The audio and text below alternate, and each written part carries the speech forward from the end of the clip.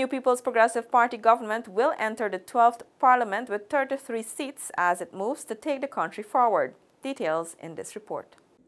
With its 233,336 votes at the March 2 general and regional elections, the new PPP government will be allocated 33 seats in the National Assembly.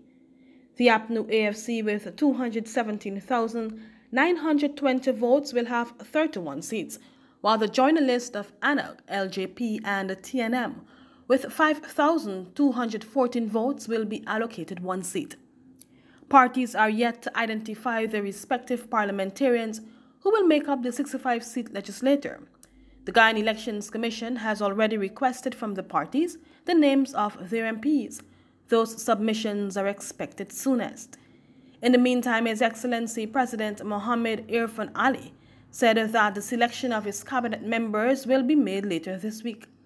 With those ministers in place, President Ali said all ministries will also be established. The president already made some appointments following his swearing-in on Sunday.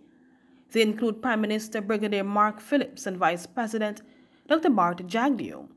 Attorney General and Ministry of Legal Affairs Anil Nandlal was also appointed, along with Gail Teixeira as Minister of Parliamentary Affairs and Governance. Following his swearing-in, Dr. Ali said his government will be for all of Guyana. He said his administration will build a country for every Guyanese, noting that there is no need for fear or distinction based on political persuasion, religious belief, or ethnicity. For InfoHub, Alexis Rodney.